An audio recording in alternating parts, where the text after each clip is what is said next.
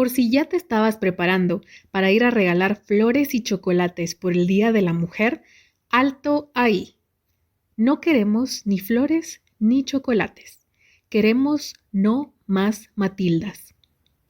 Pero, ¿a qué nos referimos con eso? En esta ocasión te volvemos a traer este especial del Día de la Mujer que creemos vale la pena escuchar nuevamente. En este episodio hablamos del ayer, hoy y mañana de las mujeres en las STEM, recordando a las brillantes mujeres científicas e inventoras a quienes por tanto tiempo se les ha intentado borrar de la historia y cuyas contribuciones han sido atribuidas a sus parejas o colegas hombres. Acompáñanos mientras te explicamos qué es esto del efecto Matilda y te compartimos algunas de nuestras experiencias como mujeres en las STEM. Además, te dejamos algunas de nuestras opiniones sobre qué acciones podemos hacer todas las personas hoy para contribuir a reducir la brecha de género, la brecha de los sueños y hacer que el menosprecio y violencia hacia las mujeres ya no sea la norma. Y un par de historias nuevas más. Ahora sí, empecemos.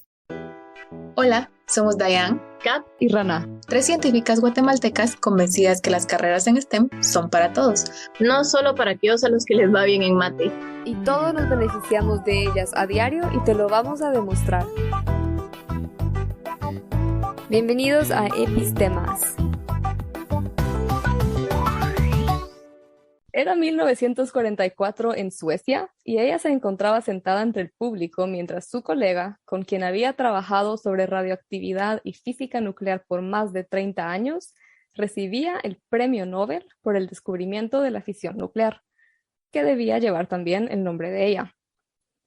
Ella esperaba que al menos él la mencionara, según escribió luego en su diario, pero no fue así. Bueno, estamos hablando de Lise Meitner. Y bueno, ¿quién era Lise Meitner? Les cuento un poquito. Que nos cuente la novela Rana, porque la Rana ¿cómo se dice esto? Invested. Como que si hubiera estado leyendo una novela o algo así, está así como, es que mira, ¿qué pasó y qué le dijo? Bueno, Lise Meitner era una mujer austriaca, ella nació en Viena y de ascendencia judía. Venía de una familia judía, tenía, creo que eran 7 hijos al final en la familia, y que en la época no era tan común que las mujeres fueran a estudiar igual que los hombres, y de hecho por ley solo era permitido que las mujeres estudiaran en Viena hasta los 14 años, pero su familia sí quería que tanto sus hijas como hijos tuvieran la misma educación y que las hijas fueran tratadas igual que los hijos, por lo menos en términos de educación es lo que encontré y lo que leí. Entonces pagaron tutores privados para las mujeres. Si bien entiendo, sus hermanas también terminaron haciendo cosas de ciencia. La cosa es que la familia era así un poco progresiva para la época. Luego de publicar su tesis doctoral en Viena, se fue para Berlín a estudiar o a trabajar más bien con Max Planck. Que claro, suena así súper cool hoy, así como a la gran Max Planck, pero no, Max Planck no la quería, no quería aceptar más mujeres. Y aparentemente pues muchas mujeres sí aplicaron para esta posición de algo de química en el laboratorio de Max Planck y solo Lise Meitner aceptó. Y cuando fueron con la dirección de la universidad a decir, bueno, quiero contratarla a ella, al director de la universidad, que en ese caso era Emil Fischer, y él dijo que no. ¿Y saben por qué le dijo que no? O sea, al final dijo que sí, pero al principio dijo que no, con una patética excusa de que ya habían tenido a una estudiante de ciencia mujer rusa cuyo cabello se había incendiado con un mechero de Bunsen. Entonces, que para qué tener más riesgo con el pelo de las mujeres. ¡Ay, no! ¿En serio? Mano, a mí se me murió un héroe cuando leí que Max Planck no quería mujeres en su laboratorio. Me quedé como, no. Espérate que te cuente lo que hizo Einstein. Aquí venimos a destrozar la historia. A destrozar todos. En el episodio original se nos olvidó volver a este tema, así que en esta ocasión sí lo incluimos y te contamos qué fue o quién fue Mileva Marić Einstein.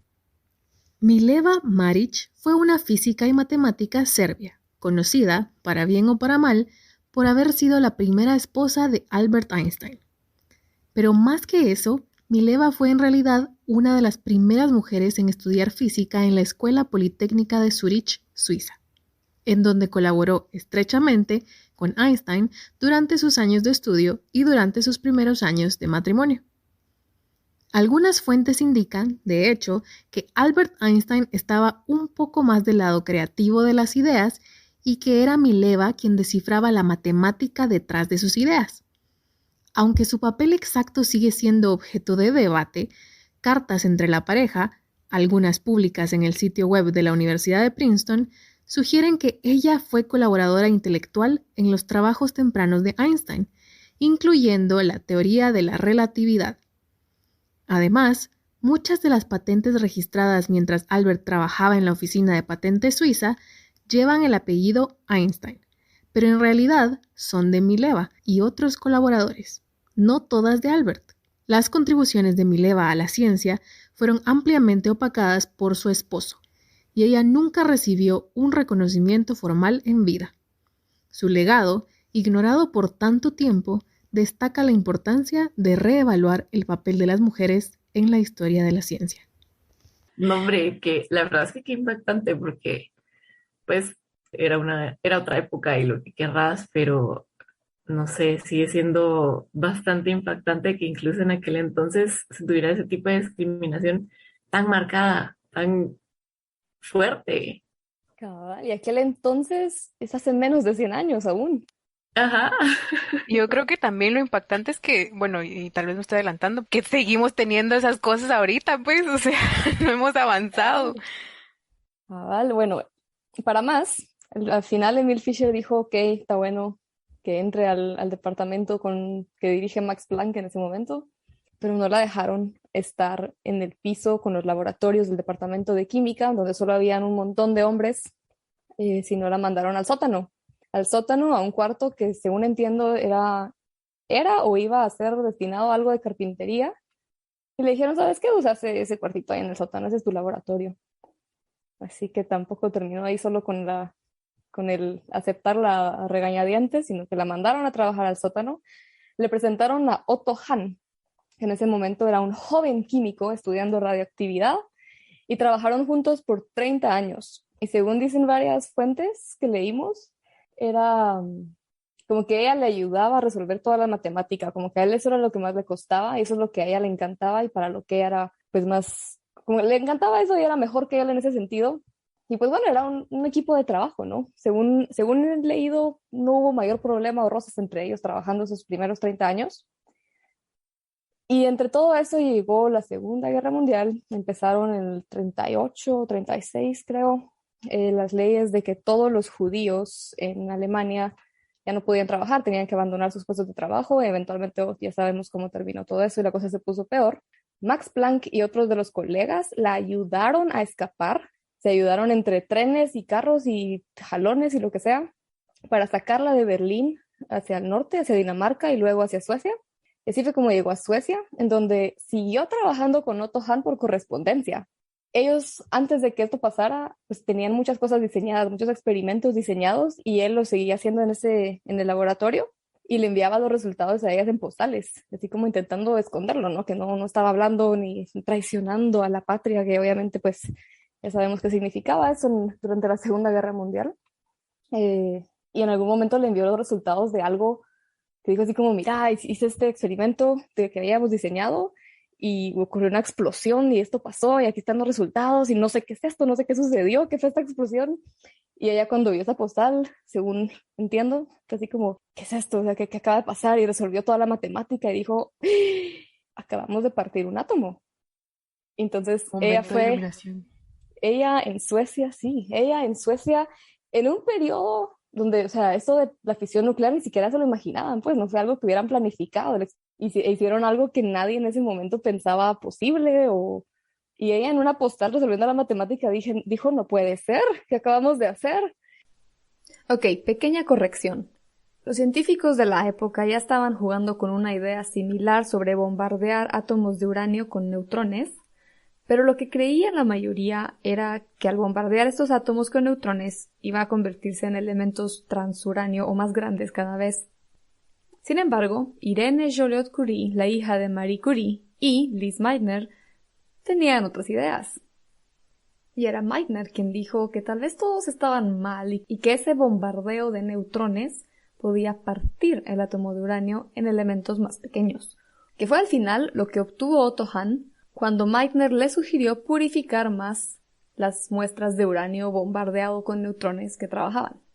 Y según entiendo, estaba también trabajando, o sea, sí tenía acceso al laboratorio en Suecia. En Suecia no estaba, era entre comillas neutral, ¿no? Que siempre ha sido entre comillas neutral en muchos conflictos en la historia. Y trabajaba, tenía un sobrino ahí en Suecia, si no me equivoco, con quien también hacían experimentos y todo, y como que intentó replicarlo y le escribió a Otto Hahn de vuelta como, aquí está la matemática, mira, wow, o sea, esto es grande. Ese descubrimiento fue lo que luego llevó al premio Nobel de Otto Hahn en 1944. El premio Nobel, pues como ya sabemos, todavía se sigue haciendo, es en Suecia, ¿no? Era sueco Nobel y todas estas ceremonias son en Suecia, donde ella estaba, y ella fue a esa ceremonia. Irónicamente, uno de los institutos en donde Lise Meitner trabajó en Suecia fue el Instituto Nobel de Física. De hecho, Max Planck y otros de sus colegas la nominaban a ella también para el premio Nobel. Simple y sencillamente jamás se lo dieron. Y creo que se me olvidó decir una cosa, y es que la publicación en Nature de Otto Hahn fue solo con su nombre. La excluyó a ella bajo la excusa de que en esa época poner un nombre que pareciera judío le iba a hacer como de menos el descubrimiento, porque iba a ser, entre comillas, ciencia judía que no se veía bien en la época. O sea, es entre que era mujer y entre que era judía, es una combinación de machismo y racismo y terrible. Y la cosa es que, bueno, historiadoras han visto no solo historiadoras, ella realmente pues murió hace poquito, entonces no, tampoco fue tan, o sea, sí hay gente que le habló de esto, ¿no? En sus diarios escribió que cuando estaba sentada en el público, como dijimos al inicio, ella esperaba que aunque sea la mencionaran es que no insultamos en el podcast, pero el Otto Hahn ni eso, o sea, no mencionó nunca jamás su nombre, jamás corrigió nada. Desde el lado de él murió sin volver a mencionar el involucramiento de ella en este descubrimiento. Y hay otra historia, otra parte de esto rapidito, que aparentemente él hizo un trabajo así bien malo describiendo lo que estaba sucediendo en su paper, en su artículo, y ella envió una carta al editor de Nature como que aclarando el mecanismo matemático de lo que había sucedido, y pues ya, o sea, al final ella fue la que lo terminó explicando bien en Nature y salió todo, pero obviamente se siguió atribuyendo por mucho tiempo a Otto Hahn el descubrimiento y no a ella. Ay, no, qué indignante. ¡Qué estrés! Trabajas 30 años con alguien, sabes que vos no tenés una idea clara de qué está pasando y que vos no fuiste el que o sea, descifró qué hicieron y aún así tenés el La descaro audacia. de no decirle ni siquiera gracias y de solo obviar que existió esta persona. O sea, Y antes de que todo eso Robarte su saliera, trabajo. cabal, y antes de que todo esto, o sea, eventualmente en los 60 ya se le reconoció, no se le dio ningún Nobel, pero le dieron muchos otros reconocimientos, dijeron, mira, ups, o sea, la historia te falló y tú también tienes tu nombre en esto de la fisión nuclear, ¿no? Fue ella y Otto Hahn. Pero para más, como todo esto también como precursor de la bomba atómica, la empiezan a acusar a ella de que ella tuvo que ver con eso cuando ella y Einstein, creo, fueron los únicos científicos en esa parte del mundo en ese momento de la historia que no estaban contribuyendo a lo de la bomba atómica. Todos los demás tenían, es algo complejo, ¿no? Porque era un poquito de nacionalismo y que la guerra y que tenían que los científicos contribuir a la guerra de alguna forma. Y ella y Einstein, ambos judíos también, fueron los únicos, hasta donde tengo entendido, de los famosos por lo menos, ¿no? Que no contribuyeron en absolutamente nada, que se rehusaban a ser parte de esa atrocidad. Pero a ella sí fue la que le atribuyeron eso por el descubrimiento de la fisión nuclear. Ahí está una o sea, como cuando era para la bomba, sí fue ella y para el Nobel y el descubrimiento de la fisión nuclear no fue No, ella. cabal. Qué horror, ¿no? Y estas hacía pinceladas, ¿no? Porque cabal todo esto de la Segunda Guerra y todo lo que ha pasado ahí podemos hacer 20 episodios solo de esta etapa de la historia en la ciencia, pero qué gracioso, ¿no? Y bueno, el punto es cabal hablar de mujeres en la ciencia que le han robado sus contribuciones y pues lastimosamente que no es la única. Pues el caso de Marie Curie es muy parecido, o sea, no la aceptaban en ningún laboratorio, al final fue al laboratorio de su esposo, él le dijo como que va, está bueno, pasa, y ella todavía le dijo así como que va, pero mi laboratorio, a mis cosas no es a andar metiendo mano, que no sé qué. Y al final no le creían cuando ella hablaba de los descubrimientos. El comité de la universidad en donde quería estar no le creía. O sea, no sé, demasiado diferente como trataban a las mujeres en ciencia. Y bueno, quisiéramos, como dijo Diane, que eso no se siguiera viviendo en la actualidad, pero lastimosamente sigue pasando. Entonces, no sé qué les ha pasado a ustedes o qué han escuchado acerca de eso en la actualidad.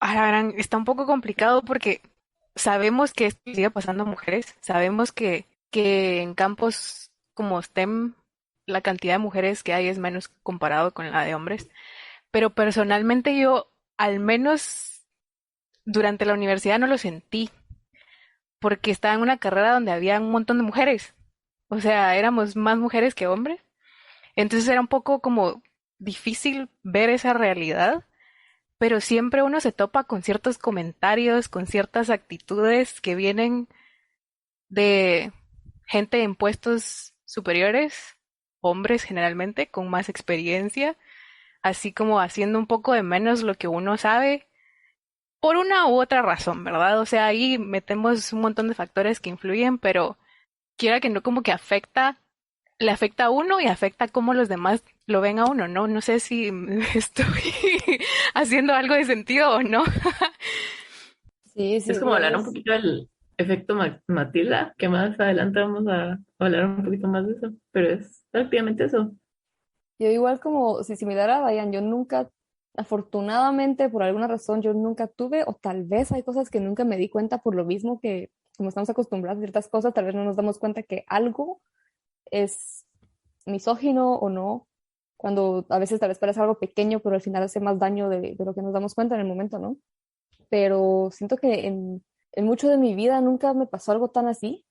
Curiosamente, hasta que me mudé a Viena a hacer la maestría, sí vi cosas y me pasaron cosas como si yo decía una idea u otra mujer en la clase decía una idea, a veces con ciertos profesores, como dice Diane, de más puestos más arriba en la jerarquía académica, ¿no? Tal vez era como, no, lo hacían de menos o solo lo ignoraban, como, va, ok, gracias por tu comentario, órale. 5 minutos más tarde, un colega hombre decía lo mismo y era como, wow, súper, sí, genial. Y es como, mano, ¿qué onda, Lo pues? acabo de decir. Ajá. Y muchas veces la Sí. gente, tenemos colegas jóvenes y sí, como que interrumpían también como, hey, tiempo, pues eso fue lo que dijo ella. Entonces, como, ok, entonces no está en mi cabeza, o sea, sí sucedió. Alguien sí se dio cuenta. ¿Cómo es que estas otras personas no se dieron cuenta? Pues, y pasó muchas veces. No, sí, definitivamente. A mí me ha pasado igual aquí. Eh, digo alguna idea o digo algo así como de, mire, pero si hacemos esto va a pasar esto otro y no nos sirve de nada. Y cuando pasa es cuando reconocen, ah, no, sí, siempre yo tenía razón, ¿verdad? Entonces es como nunca se toma en cuenta, no se toman en cuenta esos aportes y también no sé si les ha pasado, pero comentarios tipo como de que nosotras no podemos hacer cierto tipo de trabajos, trabajos como que necesitan un poco más de fuerza o más resistencia físicos, que también esos comentarios a mí me caen muy mal porque es como, mire, pero, o sea, yo puedo, pues no voy a quebrar por agarrar, no sé, por mover esa bolsa, o sea, no sé, no tiene sentido. También. Ya no tiene agua el tambo de agua desmineralizada, lo cambio. No, ahorita voy yo, no, no se preocupe, déjelo ahí porque está muy pesado el tambo. Yo no así como, ven, es un tambo. O sea, no, Sí, a mí lo que me ha pasado es que también ha llegado un punto en el que el crédito que ellos quieren que se les dé es bastante mayor al que se debe dar o al que normalmente se daría. Wow, o sea, imagínense que las mujeres hiciéramos eso, ¿verdad? Y que fuéramos así de, no, mano, mencioname, Ay, mencioname. qué exagerada. Ay, qué... Ajá, ay, qué exagerada, pues, cabal. y ahí está tu nombre, ¿qué más querés? ¿Va? Y es como, la gran, no sé, se me hace que bastante grosero hasta cierto punto que quieran tanto reconocimiento, pero cuando uno lo pide es como, no, mira, es que igual lo que tú hiciste lo hubiera podido hacer cualquiera, lo que pasa es que tú agarraste la oportunidad en el momento correcto. Como para tal vez contrastar o comparar, pero en mi experiencia, por ejemplo, igual con mi ex jefa que sí he tenido la dicha, digamos, que de trabajar con muchas mujeres como guías, mentoras y jefas, el sentimiento ha sido afortunadamente muy distinto, cada vez el opuesto y cabal como para contrastar lo que decís.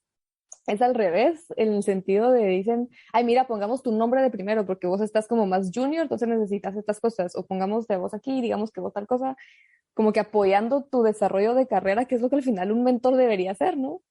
Entonces, cabal, que solo lo menciono como para contrastar un poquito experiencias entre mentorías hombres y mujeres. No es que tampoco haya mujeres más competitivas en ese sentido o machistas incluso, que pues, que ocurre ahí. Entonces, ¿qué debería hacer? Porque cabal, no es, ¿cuál es la arrogancia? Pues, ¿cuál es la gana? Y como tú decís, a la hora de que le toque a uno, ¿qué? Ay, no, fue suerte, cualquiera lo pudo haber hecho. No, hombre, y después que por qué tenemos tantos problemas de impostor y mentales, porque te dicen Sí. estas cosas que uno a veces se lo termina creyendo en cierta forma, o sea, sí te afecta, aunque uno no quiera o aunque uno diga, ay, no le voy a hacer caso, está ahí en el cerebro dando vueltas. ¿Verdad? Y uno ahí esforzándose, uno ahí poniéndole tiempo, poniendo de todo, estrés, lágrimas, casi que hasta sangre, literalmente. Y no, lo hubiera podido ser cualquiera. La gran realidad. Ay, sí. La gente no debería ser mentora de nadie. Es mentira.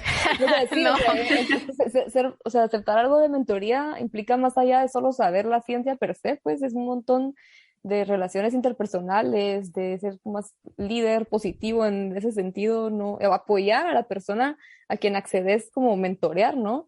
No, no destrozarla, no decir cosas así. O sea, quédate en tu oficina mejor. Cabal. O intentaba no dar una opinión al respecto. Cabal.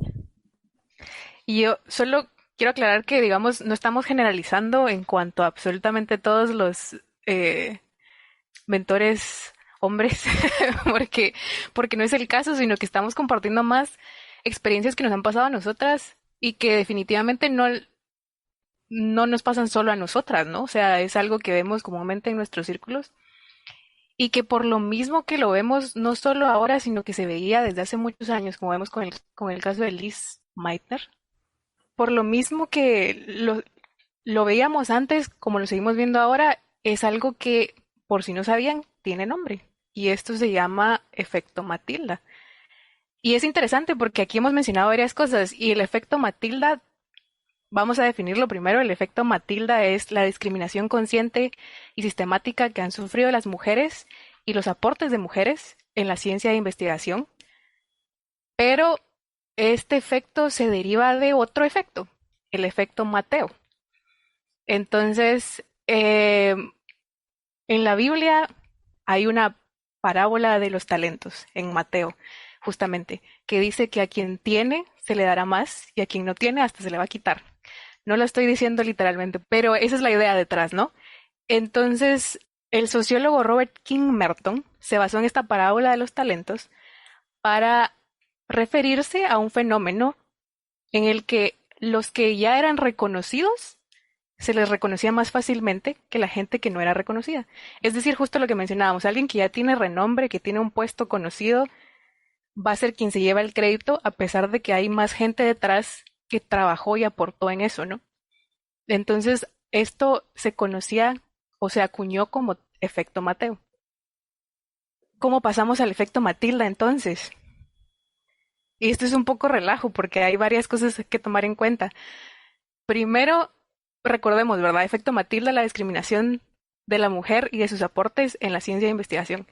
Robert Merton, que fue quien acuñó el término efecto Mateo, se basó en los trabajos de Harriet Zuckerman, que ella ya había realizado una serie de entrevistas y de estudios para su tesis en 1965 y concluyó que por la jerarquía y la estructura de los grupos de investigación, había gente que se iba a llevar el crédito y gente que no, pues nadie se iba a dar cuenta que estaba ahí, ¿no? Bueno, y esto es como básicamente el efecto Mateo, ¿no? Pero Merton no le dio crédito a Harriet Zuckerman. Nunca. Y para colmo, Merton y Zuckerman se casaron. Entonces, vemos aquí también el efecto Matilda, eso es una. Una socióloga 25 años más tarde se dio cuenta de lo que había pasado entre Merton y Zuckerman, de que él no le había dado crédito al trabajo de ella, y también se basó en el trabajo de otra socióloga de un siglo antes, en el que se describían muchos ejemplos de mujeres a lo largo de la historia que habían sido dejadas atrás, que no habían sido tomadas en cuenta, a quienes no se les había dado el crédito, y se lo daban al compañero de trabajo, al esposo, a alguien más. Entonces, tomamos el caso del efecto Mateo y tomamos el trabajo de esta socióloga que se llamaba Matilda, se me olvidó el nombre, Matilda Jocelyn Gage, y, y se forma el término efecto Matilda, que fue acuñado por Margaret Rossiter. Entonces es una cosa que uno, o sea, Que los para invito. empezar, el efecto Mateo fue Matilda en todo. Ajá, o sea, el efecto Mateo ya tenía el efecto Matilda involucrado y es una cosa súper, o sea, es un relajo, la verdad. Es, si tienen, vamos a dejarles el ensayo original de Matilda Jocelyn Gage, que se llama Mujer como inventora, en las notas del episodio para que lo vayan a leer y se den cuenta de todos los ejemplos que ella menciona en la historia de mujeres que contribuyeron enormemente a la ciencia y tecnología. Y también les vamos a dejar el enlace del artículo de Margaret Rossiter, que fue quien acuñó el efecto Matilda en honor a Matilda Jocelyn Gage. Les prometo que o sea, se les va a volar la cabeza. Realmente es algo que, Se van a enojar. sí, Sí. es algo súper indignante para uno de mujer y me imagino que para los hombres, y para los hombres también debería serlo, ¿no? O sea, esto no importa si sos hombre o mujer, el aporte, o sea, el aporte es aporte igual, ¿no? ¿Me entienden? No, no tendríamos por qué hacer de menos o ignorar a alguien solo por que es mujer.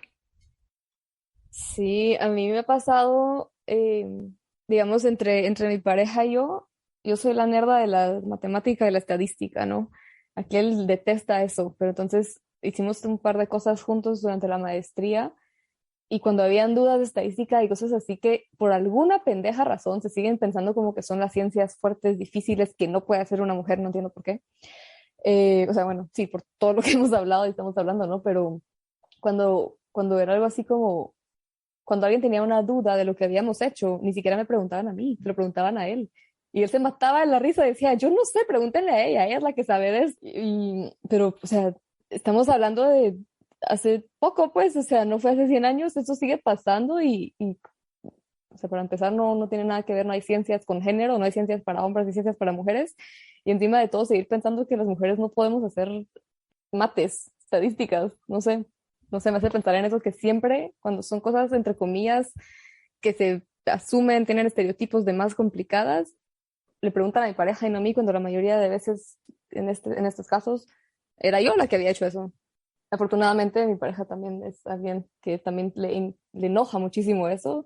A veces se ríe y le dice como, no, esto no es conmigo, pregúntale a ella, pero él mismo dice que yo soy el cerebro de la pareja, pero, o sea, pero es que es increíble lo frecuente que pasa y estamos hablando de otro estereotipo, ¿no? De Europa en los años 2000 y picos que no dice, wow, o sea, pensaba que esto ya no iba a suceder, ¿no? Y no, está vivísimo. Y por lo mismo que es algo tan frecuente, es lo que nos hace no darnos cuenta de que está pasando, ¿no? Es así como normalizarlo. Y aunque lo normalicemos, nos afecta, o sea, porque después nos empezamos a creer que, no, de plano no soy tan buena en eso, de plano es solo suerte, o de plano todas esas cosas que nos han dicho, los comentarios que le han dicho a Kat, los comentarios que le han dicho a la Rana, los comentarios que me han dicho, y a todos los que nos estén escuchando, o sea, uno se empieza a creer esas cosas, y eso afecta en tu desempeño, eso afecta en tu salud mental, eso afecta en un montón de cosas más, ¿no? Sí, es bien raro también. Cuando estábamos planificando este episodio, yo le conté a Diana en algún momento, partecita, porque después dije, a ver, lo guardo para hoy. Pero, digamos, yo también, gran parte de mi vida, yo no sabía que esto todavía sucedía así, porque pues sí, crecí con un montón de privilegios. Yo toda mi vida fui a un colegio mixto, en donde tanto mujeres como hombres recibíamos las mismas clases juntos. En retrospectiva ya digo, bueno, tal vez habían un par de cositas, ¿no? Pero a grandes rasgos nunca vi como que, por ejemplo, hasta recibíamos deporte juntos y partidos de fútbol mixtos, equipos de fútbol de mujeres y de hombres, o sea, nunca vi esa diferencia. Y en mi casa también como que nos pide, ustedes hagan lo que quieran, pueden hacer lo que quieran y no hay nada que no puedan hacer, no importa qué. Y mi papá trabaja en área de construcción también y si había algo que arreglar en la casa, él mismo lo arreglaba y todo. Entonces yo era así como la pequeña ayudante, ¿no? Y aprendí a barrenar y a martillar y de todo. Que cuando empecé a ver ya más grande, que tengo amigas que, ay, es que tengo que colgar un cuadro, voy a esperar a que venga la pareja y así como, no puede ser, o sea, es un martillo, es un clavo, es un nivel, no como crítica a ellas en sí, porque claro, también tiene que ver el cómo a veces no se nos ha querido enseñar o involucrar en ciertas cosas por ser mujer, ¿no? Y también como Sí. que todo ese, ¿cómo se dice? Catch up que tenemos en cierta forma, no individualmente, sino por el tiempo en el que se nos prohibió leer, que se nos prohibió escribir, que se nos prohibió ser parte de universidades, como hablábamos, por ejemplo, de Liz Meitner, que en esa época en Viena no podían estudiar hasta las mujeres más allá de los 14 años. O sea, también es esa diferencia que no es para nada diferencia en capacidades ni inteligencia, sino que también es el cuando empezás a aprender algo, ¿no? Y por eso también me gusta que resaltemos esto en muchos episodios de nunca es tarde para empezar a aprender algo nuevo, ¿no? Pero sí, ¿no? Fue hasta allá en la U que empecé a ver que tal vez, que sí había una diferencia, que hay gente que sí tiene esas cosas bien metidas en la cabeza y no solo en la cabeza, que actúan así de las mujeres de aquí, los hombres allá. Y entonces, ajá, en cierta forma fue como una vida muy privilegiada en ese sentido de que jamás tuve eso hasta allá de grande. Y sí que aún así te afecta, o sea, nunca pude ser así como que, ay, va, no importa, es su problema, sino fue como, la verdad, ni si tienen razón, y si tal vez estoy aquí por suerte, y no sé, es horrible. Me pasaba también en biología con las giras, porque muchas veces yo era la del carro grande, y yo que mido 1.5 metros manejando el carrote en terracería, también recibí un par de comentarios así de, uy, ¿no? ¿Cómo va a ser ella la que maneje ese carro en este terreno? Y es como, ¿y por qué no? Y a muchas biólogas Sí. sé que les ha pasado lo mismo. Y manejamos mejor que los hombres, o sea, para empezar. Fíjense que aquí me gustaría compartirles en el ensayo de Margaret Rossiter, en donde se menciona el efecto Matilda por primera vez, incluyen un fragmento de una autora que se llama Joanna Russ, que dice así: ella lo escribió, pero no debería de haberlo hecho. Ella lo escribió, pero miren acerca de qué escribió. Ella lo escribió, pero escribió solo uno. Ella lo escribió, pero ella no es realmente una artista y esto no es realmente arte. Ella lo escribió, pero tuvo ayuda. Ella lo escribió, pero ella es una anomalía. Ella lo escribió, pero siempre hay un pero detrás de algo que hizo una mujer. Y esta autora justamente lo escribió como crítica a eso, ¿verdad? Y me pareció que queda como muy on point, así como dar clavo con lo que hemos estado hablando, así como de, ay, fue suerte, o ay, no, pero no sé qué. O sea, siempre tiene que haber un pero y nunca nos pueden dar el crédito completo. A mí lo que más me duele de todo esto es que no es solamente algo que nos afecte a los adultos, sino que está tan implantado en mentalidades tanto nuestras como de hombres, que cuando van creciendo los niños siempre se le pone más atención de cierta forma al niñito que a la niñita, ¿verdad? Me encantó, yo creo que ese video lo hemos visto todos de cuando tienen niños de 4 años, tienen niños de 8 años, tienen adolescentes y adultos y les dicen, bueno, corre como niña. Y los niñitos de 4 años corren con todas sus ganas, hacen todo lo que les piden con todas sus ganas. Ya los niños de 8 años comienzan a tirar, cuando dicen tirar como niña, así como que con la manita para un lado, la tiran suavecito, todavía se quejan después de tirarla. Y lo mismo con los adolescentes y lo mismo con los adultos. Entonces, es una idea que se implanta bastante despuesito de los 5 años, bastante despuesito de que pues el niño o la niña está formando una personalidad. Y justamente ese fenómeno lo ha estudiado Barbie, porque a Barbie se le echó mucho la culpa por mucho tiempo de estar apoyando estereotipos bastante fuertes que no favorecen a las mujeres. Y ellos ahorita tienen un programa que se llama Break o End the Dream Gap, porque ellos se encontraron que a partir de los 5 años, como les estaba contando, como que las niñas comienzan a creer que ellas no pueden hacer cosas que se consideran como cosas duras o cosas difíciles o cosas complicadas, como ser científica, ser veterinaria, ser doctora, por ejemplo. Entonces comienzan a soñar con ser un poquito de cosas menos, es que no quiero, no quiero decir que no es complicado, pero por Menos mucho tiempo, convencionales, ¿no? ajá, pero es como, va muchas veces, Barbie tenía la cocinita, ¿verdad? Barbie tenía el jugar a ser mamá. Para romper esos estereotipos de que las mujeres solo podían ser mamás, Solo comenzaron el a, Ken venía con carro.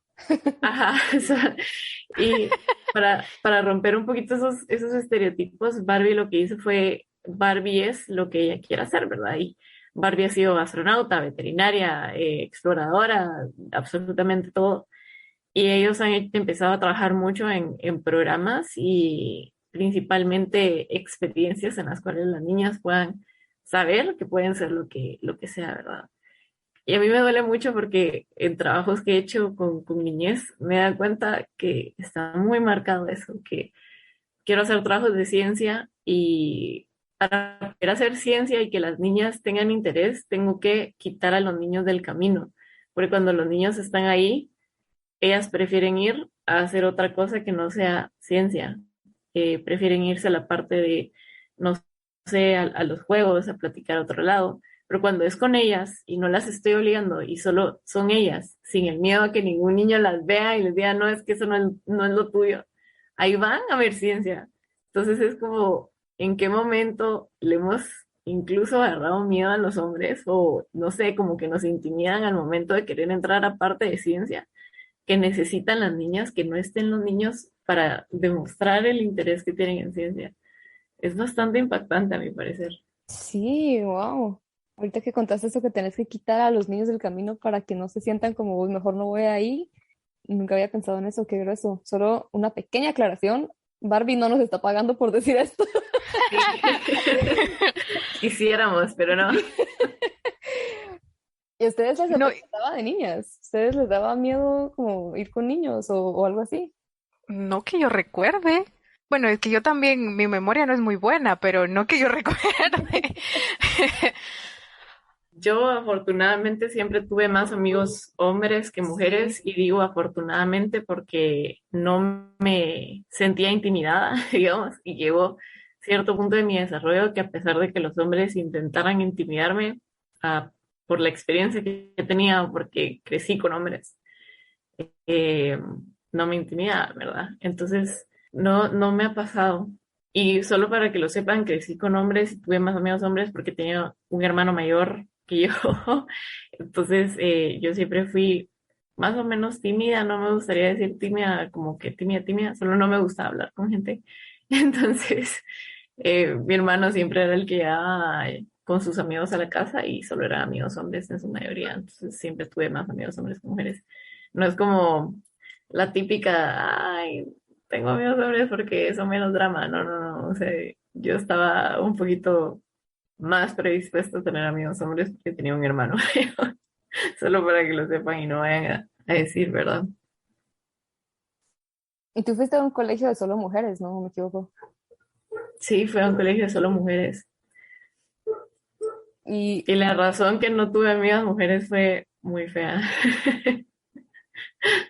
Sí, fue principalmente porque es que es una historia, no sé si eso lo podemos poner o lo deberíamos de poner, pero es que yo fui bully mucho tiempo, entonces, según yo tenía amigas por ahí de sexto primaria, primero básico, me di cuenta que ser bully no me iba a llevar a ningún lado y dejé de hacerlo, pero obviamente yo ya había roto cualquier tipo de respeto o posible amistad que muchas niñas podrían tener conmigo, entonces crecí parte del bachillerato y pues básicos y bachillerato, obviamente no esperando que me perdonaran. Eventualmente me perdonaron muchas de las que estuve molestando, Eh, pero yo realmente nunca quise forzar amistades ahí porque yo sabía lo que había hecho. Entonces, tuve amistades muy bonitas, principalmente tres, cuatro niños con las que tuve y sigo teniendo una amistad bastante fuerte, pero no fue mi culpa. No, o sea, no tener amigas mujeres, aún estando en un colegio de mujeres, fue totalmente mi culpa. No fue como que culpa de ellas. Ay, no, ustedes las cosas del colegio y de cuando uno es joven y estúpido. Uno no aprende, vos. Pero Uno eso, tiene que aprender a la mala. ala, Ok. sí. Bueno, lo bueno es que aprendiste, pues, porque hay gente que no aprende. O sea, Sí. Cabal. y de aquí podemos sacar 30 episodios con todos estos problemas, pero, Yo pero, quería tal vez regresar un poquito, algo que mencionó Diane, que antes que dijiste que también en tu carrera habían más, pues habían mujeres, no era tanto como que fueras la única ni nada así. Y creo que eso es también otro punto que sí se ha estudiado y es que en las ciencias, creo que en ingeniería creo que es menos mujeres, en las ciencias hay muchas mujeres estudiantes y se empieza a ver la diferencia ya en el ámbito laboral. Y eso es, también tiene que ver con muchísimas otras cosas, porque hay, o sea, en parte, la idea de formar una familia, que no debería ser un impedimento, claro, porque el hombre también está teniendo una familia, ¿no? Entonces, o sea, eso es también cosas, o sea, son un montón de variables, pero, bueno, hablemos un poquito de eso, ya en ámbitos laborales, ¿cómo lo ven? Porque creo que igual yo, en mi caso, también éramos la mayoría mujeres estudiando biología en mi año. Y afortunadamente ya en mis últimos trabajos y donde hice la maestría y todo eso también era más o menos 50-50 digamos. Pero ya en las posiciones más arriba de quienes están de PIs y eso era casi solo hombres. Yo en el ámbito espacial me da cuenta de que tal vez no es 50-50, pero sí 40-60, o sea, sí, sí hay bastante representatividad de las mujeres, más ahora, lo que me molesta así va, es que he escuchado hombres diciendo que lo que no les gusta de la igualdad y lo que no les gusta de tener ahora más mujeres es que ahora hay menos puestos para hombres y es como, A la ay, gran diabla. Pero ese es un muy buen punto, ese es un muy buen punto. pero es que no, Y no no debería de ser un problema. exacto, eso es lo que la gente no entiende junto a nadie, es que por supuesto que va a haber algo que se va a sentir como sacrificio para los hombres. Y esta frase la leí hace poco, no me acuerdo en dónde, que, que obviamente una parte lo va a sentir como que está perdiendo algo, que siempre han estado del lado que gana de una injusticia. Entonces, cuando las cosas empiezan a ponerse más justas, están perdiendo ciertos privilegios injustos. Pero en realidad, ajá, o sea, no es... Yo eh, cuando escuché eso dije, wow, o sea, siento mucho. Yo siento mucho que sintas que te está discriminando, ¿verdad? Porque él me lo dijo como, me duele que han habido oportunidades que yo me pierdo porque ahora hay mujeres que están tomando esas oportunidades y hay menos hombres que las están tomando. la verdad.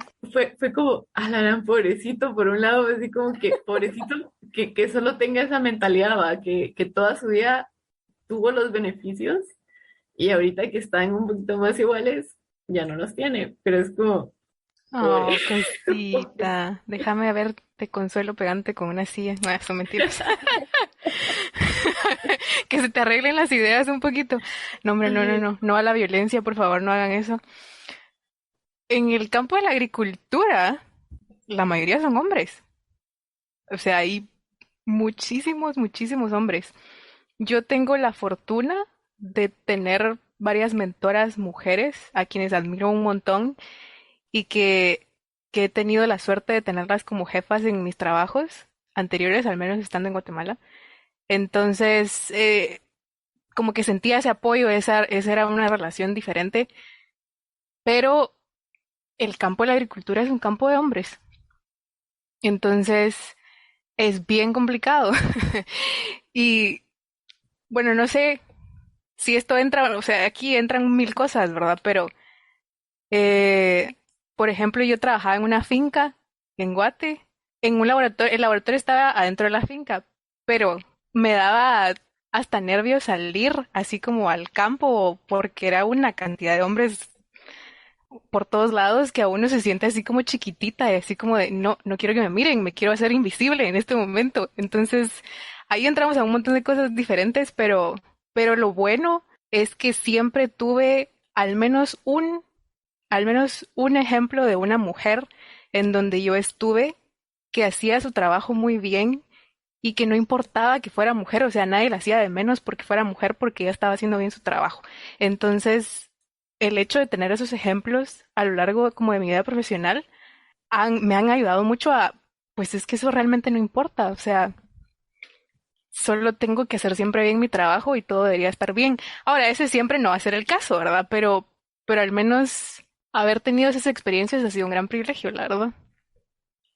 Es que, qué interesante, qué irónico que la agricultura hoy sea un campo dominado por hombres, cuando por tanto tiempo y hasta como volviendo al tema de los niños y lo que nos enseñan, que está mal también, y ya hoy tenemos hasta evidencia arqueológica de cómo no es cierto, pero que los hombres eran los cazadores y las mujeres a la agricultura, ¿no?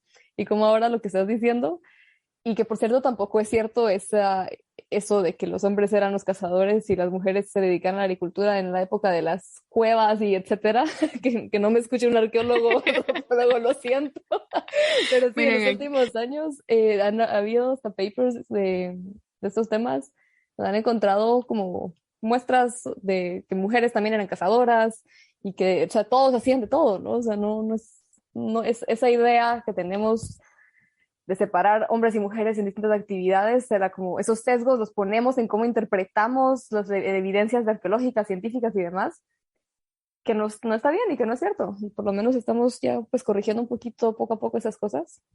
Y si alguien le sigue diciendo a sus niños eso, pues dejen de hacerlo. pero, pero sí, creo que todo esto que estamos diciendo ahorita de como que la proporción hombres-mujeres en nuestros trabajos se relaciona también un poco con lo que decía Kat, tal vez de los niños y niñas, en el sentido de que muchas veces yo conozco mujeres, más que nada en el área de tecnología, de ingenierías, que a veces han dejado su trabajo, no porque no les guste, no porque no puedan, sino porque no era un ambiente positivo ni saludable mentalmente, no porque hayan más hombres, sino por el trato que estos hombres a veces le daban por ser mujer y hacer de menos su trabajo, sus capacidades cuando tenía todo lo, digamos, el lado profesional, ¿por qué estar en ese puesto? Pero no se sentía bien ahí, entonces se va. Y eso también afecta, ¿no? O sea, cómo los hombres tratan a sus colegas. sí.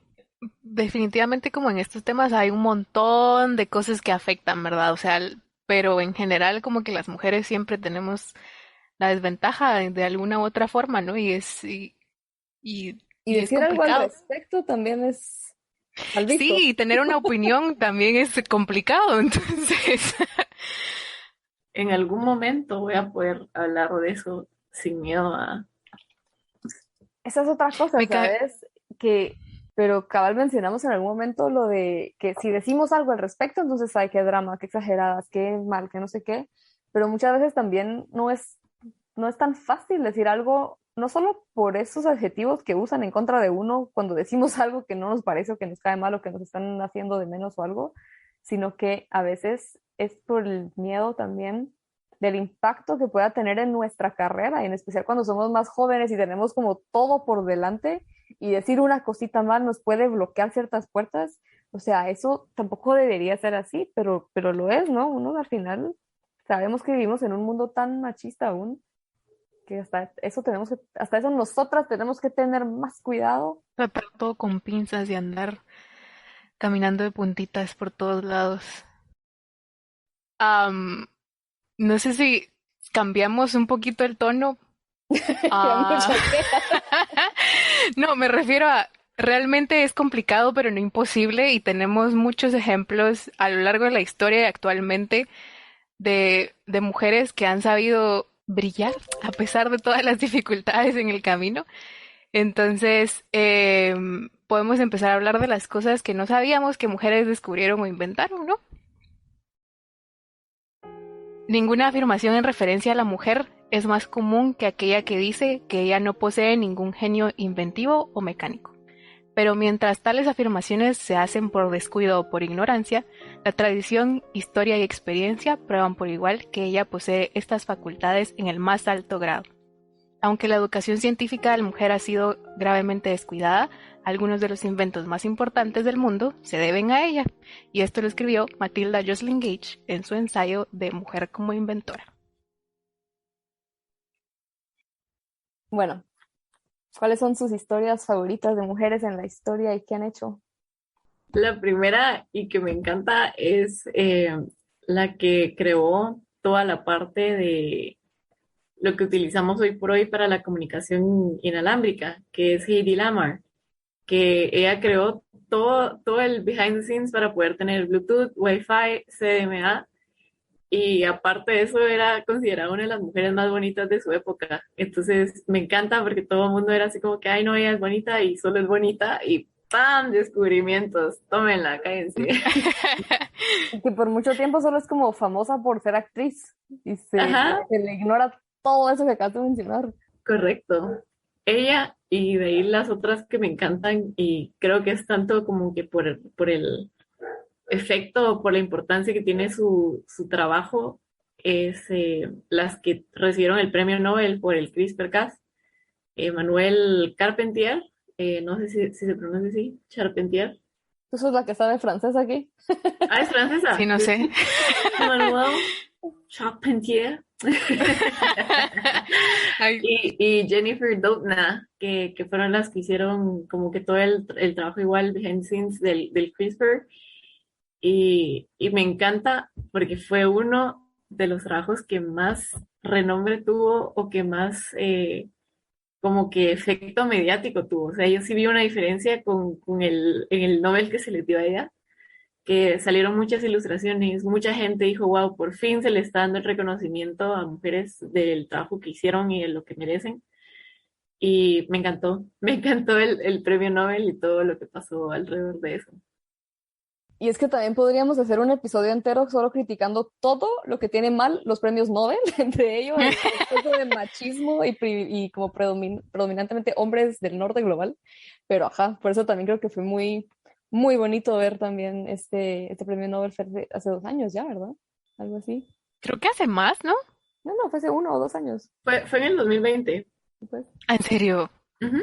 Justo hoy estaba viendo una película animada en donde mencionan CRISPR-Cas, así como hablando de modificaciones genéticas y demás. Entonces llegó a todos lados esto.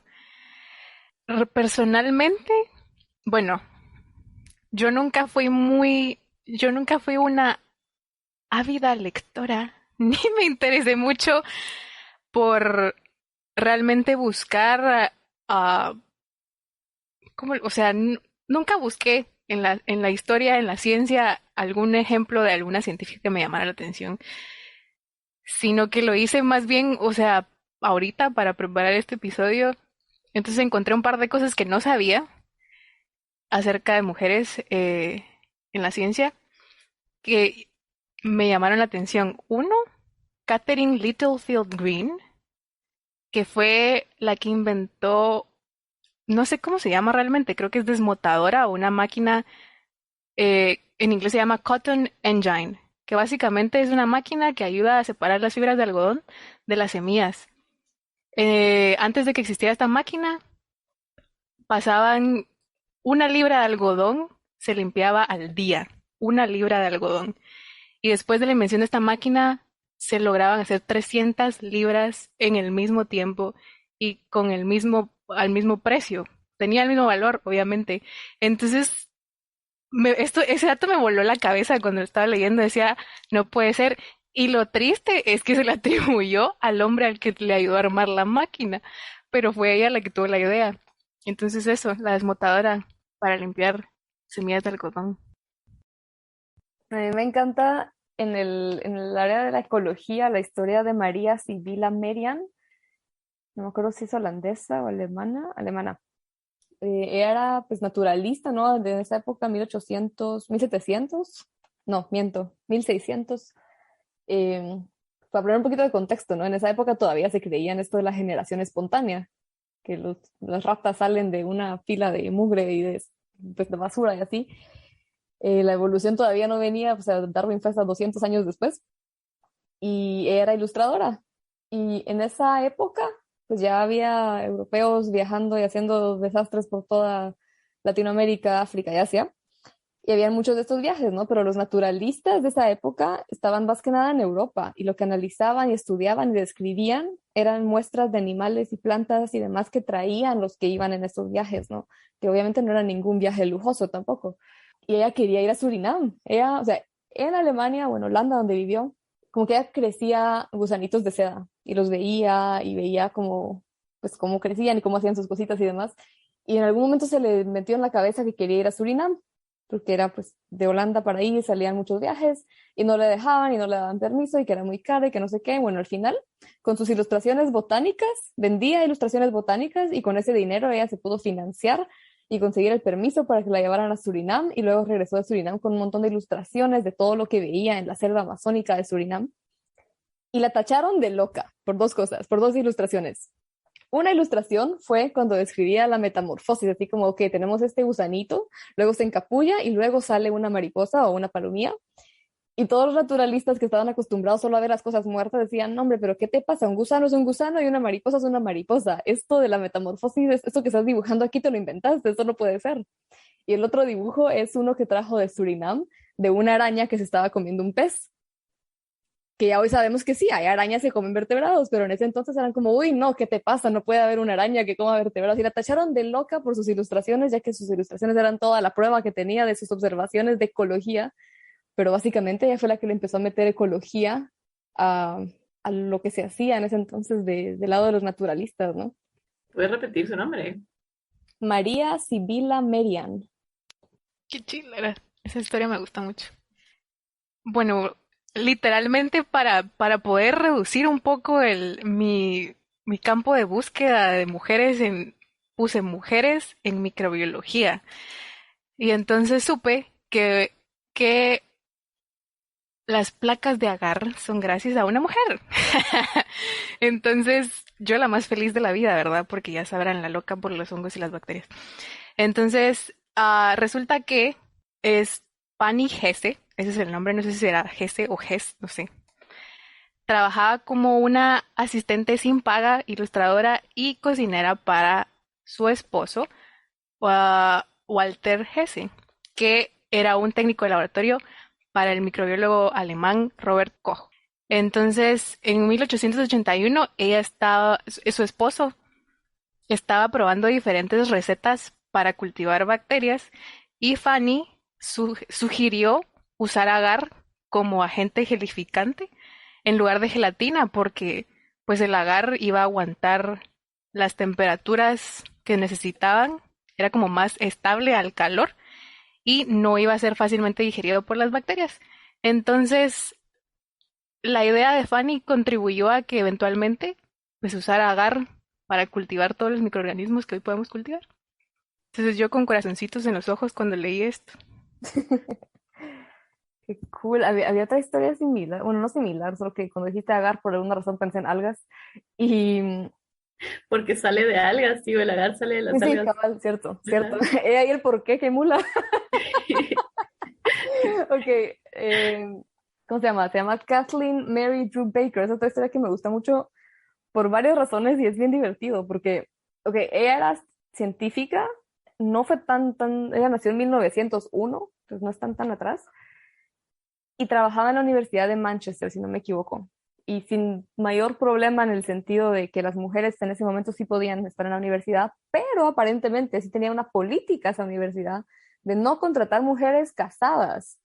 Cuando se casó la despidieron, pero ella siguió como haciendo sus investigaciones y ella trabajaba con esta alga que se llama Porphyra laciniata, o creo que en general con varios Porphyra de los que tienen en las costas de Inglaterra, del UK. Y probablemente quienes nos escuchan conocen esta alga como nori o el alga del sushi. Durante su vida había muchos problemas con estas algas en las costas de Asia, Japón, Corea, China y todo esto, en donde esta alga pues era parte de la dieta, todavía lo es, claro, pero entre guerras y contaminación y demás era cada vez menos lo que se podía. Estaban dando una crisis económica alrededor del alga en estos países en donde era una fuente de alimento muy importante y no sabían qué hacer, no sabían cómo manejarlo. Ella, sin saber esto, sin ir a Japón jamás en su vida, sin pensar en la parte económica del alga, ella solo estudiando el alga en su casa, porque ya no podía ir a la universidad, describió el ciclo de vida del alga. Y lo que antes se creía eran dos algas diferentes, ella se dio cuenta que era un distinto estadio del alga y que necesitaba, como que un estadio necesitaba distintas condiciones de oleaje y temperatura para poder como que enraizarse y luego ya crecer y volverse en el otro estadio, que en ese momento, pues como dije, se creía que eran dos especies distintas. En resumen, ella describió el ciclo de vida de esta planta y ya, eso fue todo. Jamás tuvo nada que ver con Asia, pero eventualmente alguien en Asia dijo, esto es lo que nos va a salvar y gracias a ella y su descubrimiento fue como que entendieron cómo funciona esta alga, aprendieron a cómo tener ciertas medidas en la costa para eso y cómo cultivar el alga que hoy todos comemos en el sushi, pues quienes coman sushi. Y en Japón todavía se le llama la madre del mar, creo, y hay una estatua en una ciudad en Japón de ella.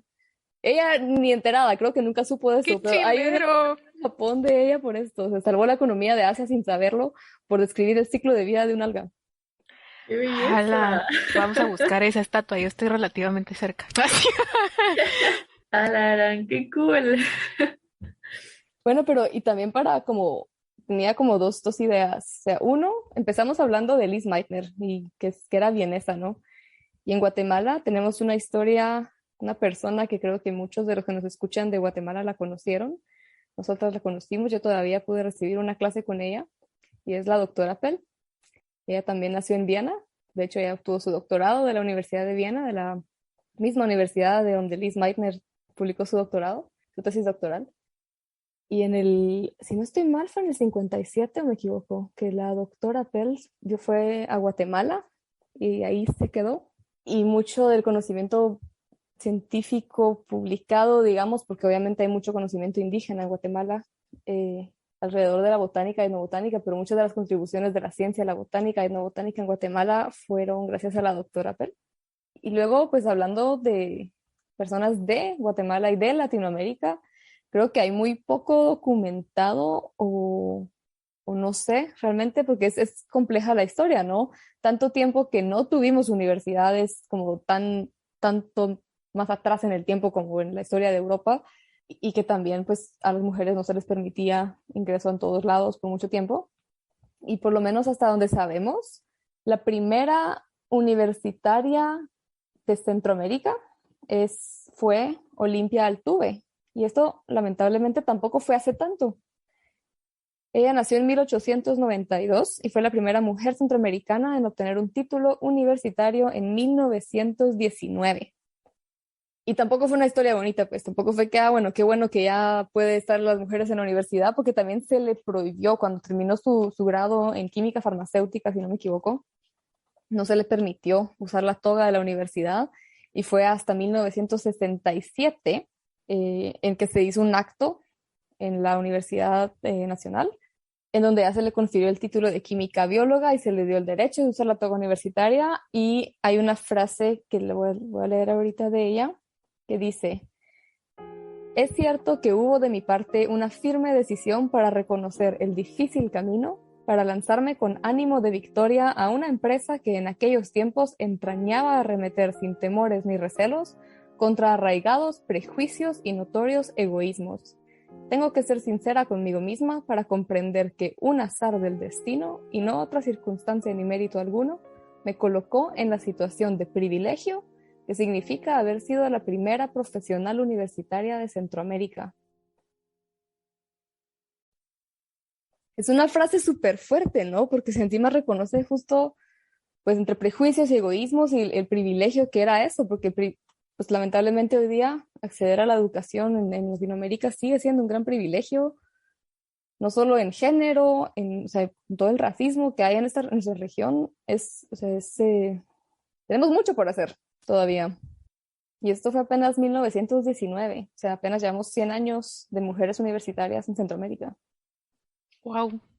Pues sí, queda mucho por hacer. Y entonces, ¿qué podemos hacer nosotros para cambiar un poco lo que hemos estado viendo a lo largo de la historia, ¿no? Porque ya hablamos un poco de varios ejemplos de mujeres y de cómo han sido olvidadas, discriminadas, etcétera.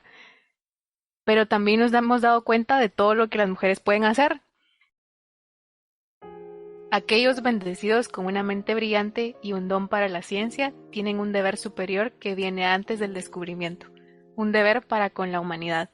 La ciencia puede usarse para bien o para mal. Por lo tanto, corresponde a los científicos asegurarse de que su trabajo haga del mundo un lugar mejor. Liz Meitner. Entonces, ¿qué podemos hacer para cambiar toda esta situación? Para empezar, dejar de decir feliz Día de la Mujer. O sea, no es una celebración per se, ¿no? Feliz Día de la Mujer, a la creación más bonita que ha hecho Dios. ¿Cómo es que dice? A las mamás, las hijas. Ay, no. Cabal, encima de todo, ajá, o sea, no es un día por felicitar, en todo caso es un día para escuchar este episodio y reflexionar y, y pues pensársela bien qué más podemos hacer todas las personas, no solo las mujeres, en especial no solo las mujeres, o sea, todas las personas, desde la posición en la que estemos, para empezar a romper todo esto, ¿no? Empezando por dejar de decir esas cosas que acabamos de decir. A ver, por si ya estabas por ir a regalar flores y chocolates y decir estas cosas, te contamos qué pasa. El porqué de que el 8 de marzo se conmemore el Día de la Mujer se debe a una serie de luchas, protestas y crueles asesinatos o feminicidios en distintos países alrededor del mundo, que han pasado desde hace ya siglos. En estas protestas, además del derecho de la mujer al voto, a trabajar y a otros derechos básicos que aún no tenemos en todo el mundo, también protestaban por mejores horas de trabajo y mejor salario para todas las personas, no únicamente para las mujeres.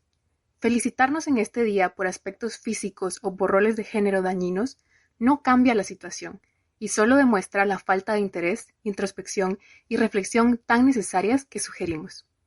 Así que no celebremos, conmemoremos a las que ya no están, a las que luchan y por las niñas que vienen. Veamos todo lo que hemos avanzado, pero también veamos cuánto aún nos falta por avanzar. Entonces, en lugar de felicitarnos y sentir que con eso ya hiciste algo, cuestiónate, reflexiona y habla de estos temas con las personas con quienes convives a diario. ¿Qué puedes hacer en tu día a día? ¿Qué puedes hacer en tu lugar de trabajo? ¿Qué cosas sigues diciendo que quizás sea hora de empezar a remover de tu vocabulario? Yo creo que un paso muy importante es tener, pues, conversaciones de esto, tener conversaciones incómodas y difíciles que les llaman, es necesario.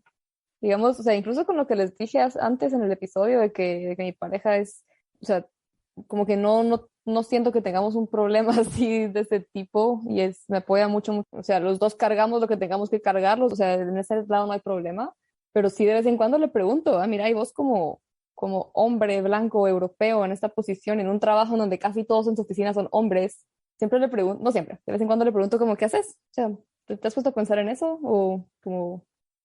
Y justo ha sucedido, ¿va? Que me dicen, no, la verdad es que no reflexiono mucho en eso, entonces nos ponemos a platicar y todo, ¿no? No es necesariamente feo, no es necesariamente bonito, pero son conversaciones que tienen que suceder. Y más porque uno a veces desde su privilegio pues no se da cuenta de estas cosas, ¿no? Y si no nos damos cuenta de lo que está pasando, no lo podemos cambiar, no podemos hacer nada para mejorar la situación. Entonces justamente hay que traerlo a colación, hay que dialogarlo más seguido. Hay algo, em, pues ¿cuándo fue? Fue para el Día de la Mujer y la Niña en la Ciencia, que estuve viendo una transmisión en Instagram en donde mencionaron esto y me quedó muy marcado porque mencionaban cómo en creo que era una especie de conferencia en la universidad, habían mencionado varios investigadores y les decían así como fulanito de tal, investigador menganito de tal, y les decían su nombre completo a todos los hombres, pero cuando se trataba de una mujer, pues no mencionaban el nombre de la mujer, sino que era así como, y ella. Y entonces mencionaban que hubo alguien, un hombre, que se paró y dijo, mire, por favor, refiérase a la científica por su nombre también, porque, o sea, su aporte también es válido y no hay que hacerla de menos de ninguna forma. Entonces, me quedó muy marcado porque es algo que podemos hacer todos cuando nos damos cuenta de que situaciones como esta están pasando. Si alguien está haciendo de menos a una mujer, a una científica, está haciendo de menos el aporte de alguien, pues podemos corregirlo en el momento, ¿no? Cabal, cabal, solo también creo que le sumaría eso, como que el cuidado en hasta qué hacer, ¿no? Porque también a veces pasa que, por ejemplo, una mujer está hablando y luego un hombre la interrumpe y a veces, por ejemplo, que otro hombre diga, hey, ella estaba hablando, como que eso está bien, pero hay gente que empieza como a hablar en lugar de ella y eso es lo que está mal. Entonces, tal vez como que ayudar a que otros se den cuenta está bien, pero no empezar a hablar por sobre las mujeres como, ah, pero ella que se estaba diciendo tal cosa, o es que ella quiso decir tal cosa, como, no, no, no, tiempo, en todo caso, pregúntale. O sea, si quieres como regresar la atención a ella, haz eso, pero no hables por ella, ¿no? Que eso también cae muy mal y no está bien. Sí. Y también con lo que mencionaste al inicio, cuando empezaste a decir eso, Diane, de los privilegios, también nosotras, ¿no? O sea, no solo los hombres, también todas nosotras. Y, por ejemplo, no sé, en mi caso, yo sé que yo también tengo privilegios por sobre otras mujeres que tal vez les es más difícil el acceso a ciertas cosas, como ya dijimos muchas veces, la educación o cosas que tal vez nunca pensamos, ¿no? Y que lo hemos dicho en otros episodios, tener privilegios no está mal, pero la cosa es reflexionar sobre ellos y usarlos para bien. Me refiero a, por ejemplo, yo tengo un apellido alemán y a la hora de una publicación científica eso, o sea, eso también se ha estudiado. ¿Cuántas mujeres no usan su primer nombre, sino solo iniciales para publicar? Porque si se ve que es nombre femenino y no masculino, se les hace de menos, similar a Liz Meitner y Otto Hahn. Y lo mismo con los apellidos. Hay gente que hace de menos apellidos latinos o españoles versus si son apellidos que se ven gringos o alemanes, entonces ha de ser mejor ciencia, que no tiene nada que ver, pero el sesgo existe, ¿no? Y son privilegios también, o la piel blanca en Latinoamérica. O sea, todo esto, quiera que no, da muchas ventajas, pues, y no debería ser así, pero estando en una posición con ciertas ventajas que no son por nada más que por suerte, no, o sea, poder como que desde nuestra posición también ayudar a crear espacios para que para otras personas también sea mejor y accesible. No sé si me expliqué, es un tema complejo, ¿no? Porque cada vez que uno dice algo de privilegio se escucha como que fuera algo malo, pero no, no hay nada de malo, la cosa es que no te los quedes para vos, pues, ¿verdad? Más o menos como lo que hablábamos de los sacrificios lo que contaba Kat, de que, ay, ahora solo hay posiciones para mujeres y no para hombres, es como, o sea, no es que eso esté mal, es que ya es hora que pase. ¿Qué más consejos le dirían ustedes a las personas que nos escuchan? Yo el llamado que haría sería a la gente que en su poder tiene la educación de la niñez. Mi llamado iría más a si son maestras, maestros, papás, mamás, tíos, tías, por favor dejen de decirle a las niñas que ciertas cosas no son de niñas. Dejen de decirles que ellas no se pueden enlodar los zapatos, pero su hermanito sí, que ellas no pueden ir a buscar animalitos, pero su hermanito sí, que hay muchas cosas que ellas no deberían de estar haciendo, pero su hermanito sí puede, porque es algo que baja bastante las ganas de entrar a una carrera científica luego. Dejen de usar adjetivos, eh, ¿cómo es que se dice cuando es algo malo? Adjetivos Ay, eh, despectivos o negativos con características. Es que es tan fácil y tan común que se cometan errores como, bueno, si un niño hombre pregunta y pregunta y pregunta y pregunta, es curioso. Si una niña mujer pregunta, pregunta, pregunta, es una preguntona. Si un niño hombre molesta hasta que obtiene la respuesta a algo que quiere, es persistente. Si una niña lo hace, es desesperante. Entonces, si una niña quiere tener liderazgo en una situación, es mandona. Si un niño lo hace, es líder. Y suena tonto, y yo sé que mucha gente que lo está escuchando ahorita va a decir, no, hombre, yo nunca haría eso. Pero pónganse atención a las palabras que dicen y se van a encontrar que es más común, porque es algo que tenemos internalizado, lastimosamente. Entonces es algo con lo que tenemos que luchar en el momento de comunicarnos. Es algo que conscientemente tenemos que evitar decirlo para eh, generar ese cambio en la comunicación. Entonces, yo mi llamado y mi consejo iría más a las personas que tienen poder o que tienen eh, algún tipo de contacto con las niñas, tanto para niñas como para niños, a los niños que cuidar que no les digan cosas a las niñas de, no, es que tú no puedes hacer esto porque sos mujer, dejar esas ideas y a las mujeres, a las niñas decirles, mira, aunque te digan esto, no les hagas caso, vos sí puedes, y no sé, como que darles ánimos a seguir haciendo las cosas que a ellas les dan curiosidad o como que les dan ánimos. Ese sería mi mamá.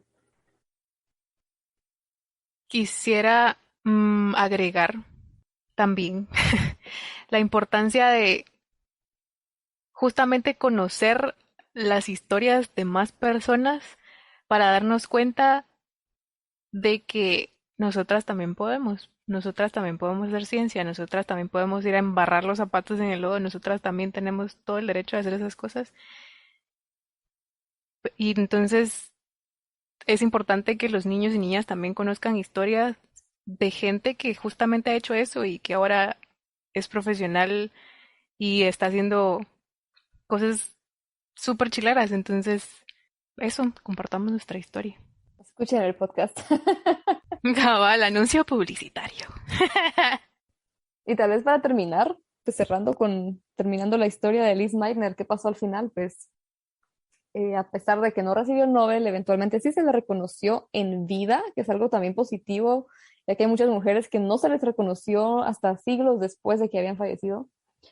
Y a pesar de todo lo que vivió, Meitner pasó sus últimos 20 años viajando y hablándole a mujeres en ciencia y, citamos, decía, recuerden que la ciencia puede traer alegría y satisfacción a tu vida.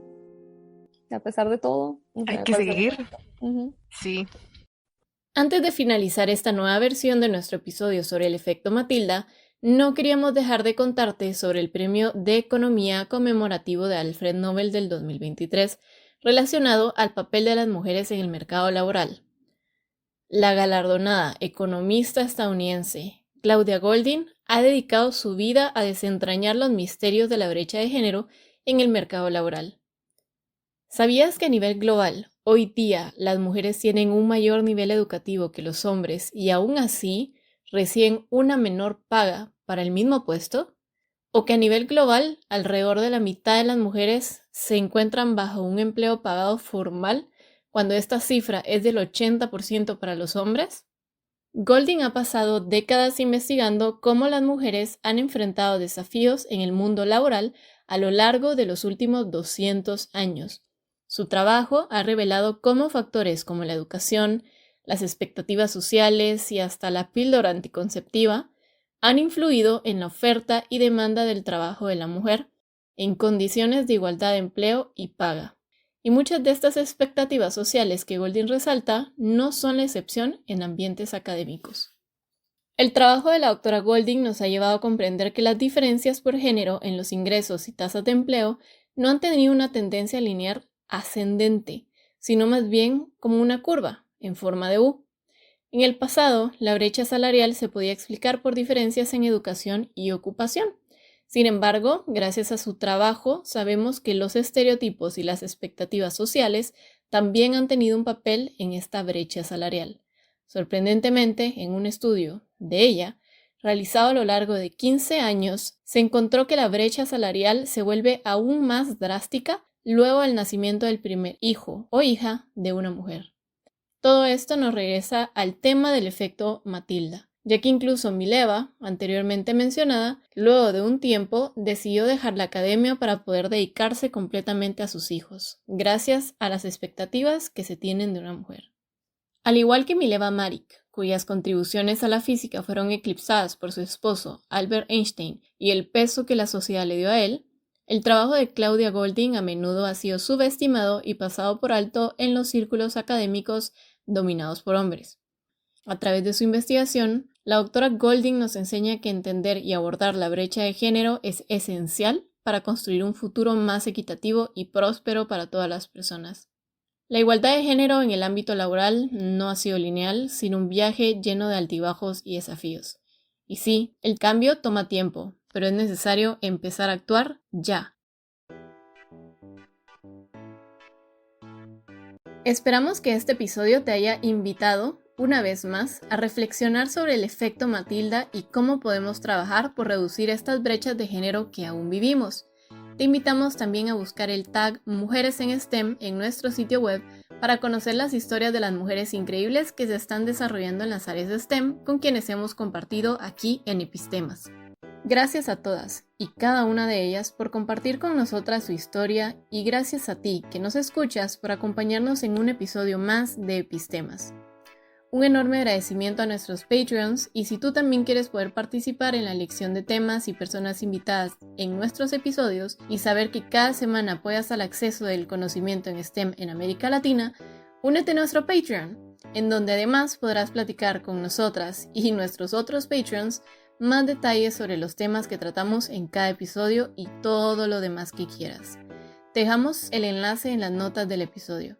Finalmente, te recordamos que si te gusta nuestro trabajo, otra forma de apoyarnos y unirte a nuestra misión de llevar las STEM a más personas es compartiendo este episodio e interactuando con nosotras en redes sociales. Así que te esperamos por ahí. Y ahora sí, hasta la próxima.